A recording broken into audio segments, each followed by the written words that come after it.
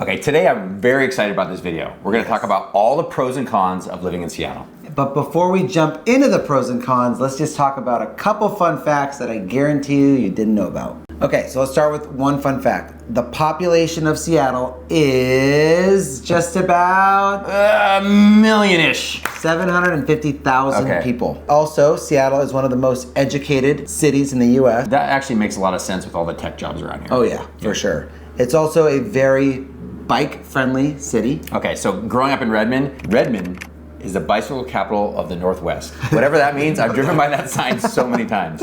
Next, the iconic Pike Place Market is the oldest continuously operating farmers market, not in the state, in the US. That is crazy. So everybody comes to Washington to see the market, but you didn't realize it's the oldest in the country. Crazy. That's pretty cool. Next, Seattle has the largest number of houseboats in any city. Thanks, Sam and Annie. Yep. Seattle has the longest permanent floating bridge, which is 520 Bridge. That one's easy if you grew up in the Seattle area. 520 Bridge. And then lastly, the term flying saucer in reference to the UFO was coined in Seattle. Wait, so is there more believers about UFOs in Seattle than Probably. anywhere else? I would say so. The Space Needle. So if you're thinking about moving to the Seattle area, we're going to talk about the pros, but you definitely want to stick around to the cons, and we'll get to that after the pros. Yeah, I think the biggest thing in the Seattle market is its jobs. Without a doubt, if you're moving to Seattle, you probably have a kick-ass job here. You might be working at Boeing, like where your wife and her family does. Yeah. Could be Amazon downtown, Microsoft downtown, Meta's downtown Seattle, Google's downtown Seattle. It's got so many great tech jobs, and I think that brings in so many people to our community, but also it affects a lot of different things. It does, and there's a range of ages in those jobs. So some people want to live in the city, and some people want to live outside of the city. So let's talk about living in the city for a second. Yeah, so you love this. So back to your single days. I'm in the city. You're in the city. Yeah. And dining, at the nightlife. I think when people are coming to Seattle for the first time, they're thinking seafood. I used to work at a restaurant downtown Seattle called Cutter's Bay House. It was awesome. It had fresh salmon, and everybody, it's actually right next to the market. So everybody who flew in and went to the market, after their walk through the market, whether it's lunch or dinner time, they'd come to the restaurant and everybody ordered salmon. Interesting. So it's salmon. It's got great sushi. You love sushi. I love sushi. So the sushi scene's awesome, and then probably the most popular restaurant outside of eating up at the top of the Space Needle is 3, 2, 1, Canlis. Canlis. And Canlis, we've talked about Canlis many times, but it's probably the iconic old school Seattle restaurant. But if you are in town and you want something with a great view, eating at the top of the Space Needle is not that bad either. It's not that bad. People don't think the food's the best, but while you're sitting there, we've done some photo shoots up there. It slowly rotates. And it's got that new glass bottom. It's kind of scary. So, but it's super fun. So whether you're looking for something to do or a cool place to eat, Space Needle is really fun. Yeah. So a big reason why people move here is for the outdoors. Yes. So Pike Place is one of the main reasons why people get out. People always go half of it, I think, is outside, and then half of it's inside. Yeah. And don't forget about Discovery Park, which is hundreds of acres. It's actually 534 acres, the largest park in Washington. And people love Discovery Park, but if you're not living in the city or you're kind of on the outskirts, everybody here goes hiking and skiing. So getting to any ski mountain, you could be 45 minutes away from Snoqualmie, Stevens Pass, Crystal Mountain. There are so many ski mountains, and I think there's I remember being a kid here and my family didn't ski much. Yeah. And being so jealous of all the kids that went skiing every weekend. It's just a big thing that everybody does around here. It is. And if it's not skiing or if it's not snowboarding, it's tubing. Or hiking, or being on the water. So a quick story is I was at a Seahawks game with my cousin Mark, and we had a couple drinks, we had a good time, and we parked probably about a mile away, and I was not gonna walk, so I was gonna Uber. So instead of Ubering, he's like, hey, let's get on this Lime scooter. So we got on this Lime scooter and we scootered for a mile. Wait, did you guys crash? Did you crash? No, didn't crash. Didn't crash. It was the coolest thing ever. But the transportation was just awesome. Yeah, so a big reason why people live in the city of Seattle downtown is the walkability. Yeah, I mean, the reason why is because traffic sucks. Yeah, we'll get to that in a minute. All right, now let's talk about the culture. I was gonna say culture, but he's talking coffee culture. So everybody knows that Starbucks was founded here in Washington. Where? Okay, there is, what's the word? It's like a Conspiracy theory that the original Starbucks, which is right across the street from Pike Place Market, is not actually the original Starbucks. Someone said it was actually on First, but they moved it because it was next to like some Strip club or something. Yeah. I'm not buying it. I've lived here almost my whole life. That Starbucks, and it's not like Starbucks was founded in 1421. Starbucks was founded like in 1970 something. It's like there's photo proof.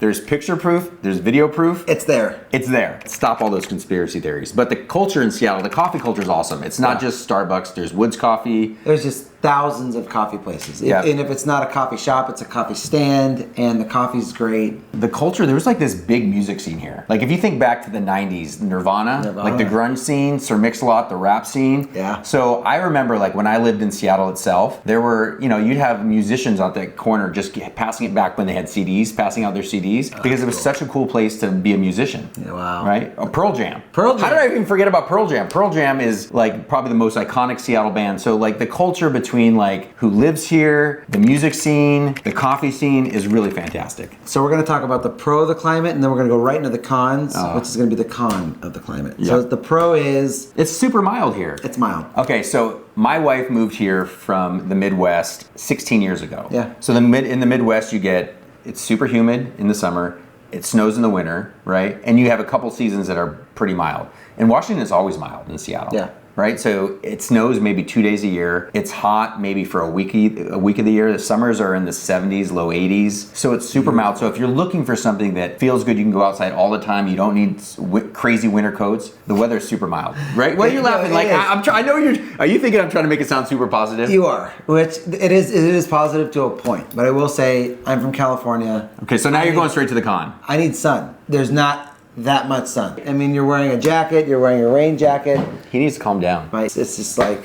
So there is some truth. Well, first of all, we're having a little debate here. So it doesn't rain as much as people think, right? That's true. So the truth about but it's still a lot. Seattle weather is it's more gray. Like look at today. It's gray in the wintertime. Yeah. It's not snowing, it's gray, and it's a little bit sprinkly rainy. It's not, you don't get downpours. But I understand what you're saying. Like if you're looking at the con of it, if you want something where like, hey, I want to live in San Diego, where it's got the perfect weather, it's not that. No, agreed. And that, just to take the weather and take it into a real estate perspective, you do get snow. And you do get black ice, which is a thing. If you're a kid and it snows maybe, we're talking about like quarter of an inch, your schools will close here. Oh, it's awesome. And it's mostly because Seattle's very hilly, right? So in the Midwest or somewhere else, it's very flat, so it'd be easy to get to school. But in Seattle, it's so hilly, so if you have a little bit of snow and it becomes packed ice, you can't get anywhere. You're going down. So before we move on to more cons, if you made it this far, you're probably thinking about buying or selling in and around the Seattle area. And if you're thinking about doing that, we'd love to be your agents of choice, but let's get back into it.